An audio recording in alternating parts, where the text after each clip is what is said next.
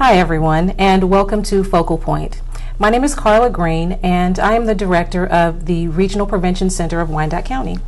The Regional Prevention Center, in addition to providing direct supports in areas such as parenting classes and substance abuse prevention presentations to schools and local community organizations, we also work in the community to mobilize our community members around common issues. And so joining me today is Skyler Roach. Skyler is a middle school student here in Wyandotte County, and she's going to talk to us a little bit about some of the things that she is doing as part of our newly formed Youth Coalition Changes. And so Skyler, I'd like you to start with telling us a little bit about why you feel so strongly about substance abuse prevention. I took an interest in substance abuse prevention because I know from previous experiences that there's students in my school that have problems with drugs and that they think that drugs are cool to do and that they, if you do them, then you fit in with the cool crowd and then everybody likes you. And to me, I wanted that to stop, to make them realize that it's not good, that it's bad. Okay. Are there things that are going on now in your schools that would help to change those attitudes? Well, not really. I mean, I would like to make changes as peer groups, where you can go in and without telling an adult, if you don't feel comfortable talking to an adult, having your peers, going in and being able to talk to them. Right now, we don't have that in our schools. We maybe every now and then talk about, in health classes, talking about drugs, how they're bad for you, but that's about it. Is there a lot of positive response that students have to those things? Well, if you come to an adult and you talk to them, and the students, when the adults say, drugs are bad, they kind of blow it off and think, you guys don't understand, you're just adults, you don't get it. And to me, I want to see them being more positive about drug prevention. Okay. So outside of school, what are some things that you see in your community that might help to change the attitudes that young people have towards substance abuse? Well, negatively changing them or positively changing them? Either way. Okay. Well, I think negatively they see the people that they look up to, they see them doing drugs and they think that it's okay to do it if they do it, and that, some of them even get prescription drugs from their relatives because their relatives don't think about it, that they're using it irresponsibly. And positively, I think that if they did have a role model that showed them that it was, that drugs are not good to do and that you shouldn't do them, and I think, there's, cops, reinforcement that try and put out laws, but kids don't listen. Right. Do you think families have a role in this? I think families have a huge role in this because you spend a lot of time with your family, you look up to your family, and that without, their influences, yeah. I know one of the issues that we seem to have is that we have different areas of Wyandotte County that focus on their own issues, and especially when it comes to school districts. Things that are going on in Bonner Springs may be different from what's going on in Piper or KCK or in Turner. Recently, as I mentioned earlier, as you know, we have started the Changes, a youth coalition.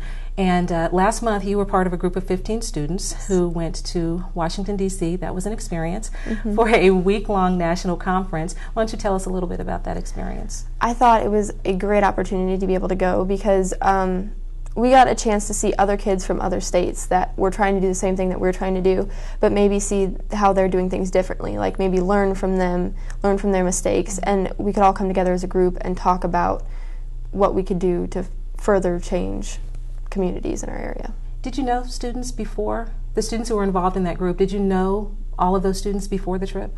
Yes, we did. We had met and we talked about it. I didn't know them really personally, but we knew who they were, and we got together as a group before we went. Okay. Did anything change in the dynamics of the group, how you all related to each other, maybe a better understanding during that trip? Yes, we actually shared personal stories, and we talked about how, I think a lot of us saw similar stories within each other, and we created a bond, and we became more close, and actually we are hoping to stick together as a group. That's a good thing. One of the things that you all did during that trip was to take a trip to Capitol Hill. Yes. Tell me a little bit about that. Capitol Hill was a great experience. We got to go in and talk to some of our Congress and people like that, and we Actually, the man that we went in to talk to, Kevin Yoder, his representative we talked to, and he thought that our stories were so touching and that he took us on a personal tour of the Capitol, and we got to see all of that, and we got to put out our story and maybe help Congress come in and help us in our community. Is the group planning on doing anything else in the community now that you're back? Yes, we are actually getting ready to do another village initiative where we're going to talk to adults in our community that maybe we could get a communication better from adult to youth instead of, just their parents and kids, maybe having a better conversation about drug prevention and substance abuse. Okay. One of the issues that we often have is that it's hard to get community members to come together. We hear a lot about community mobilization and getting everyone to rally around that one cause. What are some things that you think we can do to bring everyone to the table so that we can all focus on substance abuse? I think that making it seem not so much like a job to come in and listen to other people talk about their issues with drug prevention, and I think maybe make it seem like this is something that we all need to look at and make it change, and bring in people, even bring in youth to some of the community meetings, because youth know a lot about what's going on behind the scenes, and if they voice their opinion, we'd get a better understanding of what our area was going through. Do you think if youth are invited to the table, that they would take the things more seriously, the things that are being said to them? I definitely think they would if they actually listened to some of the stories and thought about, hey, this is happening here, it's real, it's not just fiction, that it would change their outlook on it.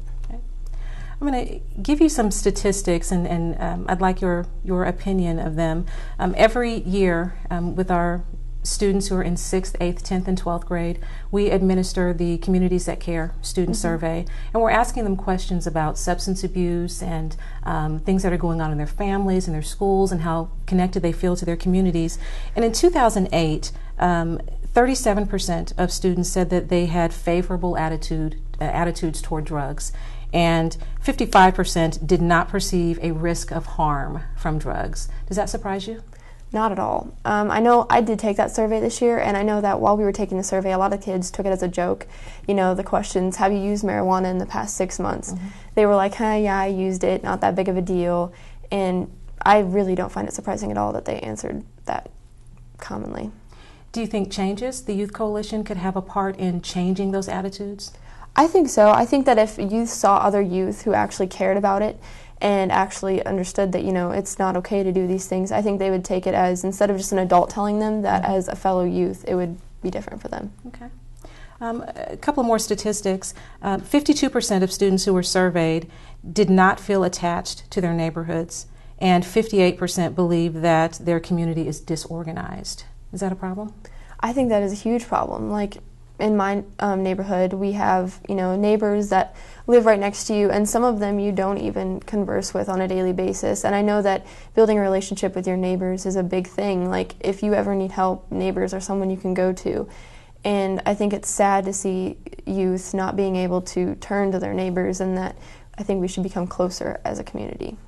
So as a young person, if you can't turn to your neighbors, who do you go to? Friends, and then friends, they tend to influence you, sometimes negatively, sometimes positively, mostly negatively, because they don't know exactly what you're going through, like your personal.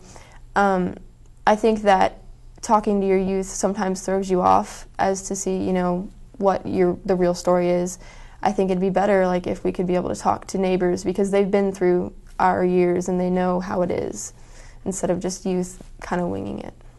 One of the things you mentioned was that when students were taking the Communities That Care student survey, that some of them didn't take it seriously and were just kind of throwing some answers out there. Do you think that also happens when you all are talking to each other? Maybe if someone brings up the fact, oh yeah, well, we were getting high last weekend. Oh yeah, I did that too. How often do you think they're actually being truthful about their behaviors, or are they just saying things to make other people think that they are maybe part of the in group? I think that a lot of the time they're just lying because they think, if I say this, then they're going to like me better, and then I'm not going to be made fun of for saying, hey, I don't do that kind of thing. It's not cool to do that kind of thing. Instead, they just go with the flow and say, yeah, I did that. I did it last weekend. It was cool. So if if you are wanting to participate in some activities in your community that don't involve drugs, what are some things that you could do right now? I know that with the Regional Prevention Center, you can go in and you can help with their youth group and join our coalition. And I know that there's just community jobs that you can take instead of community service projects where you go in and help other people instead of, spending your weekends getting drunk, getting high with friends. And if you, change for the better, there's a lot of things that you could do. Rake leaves, help, wash cars. You can come to my house. Yeah.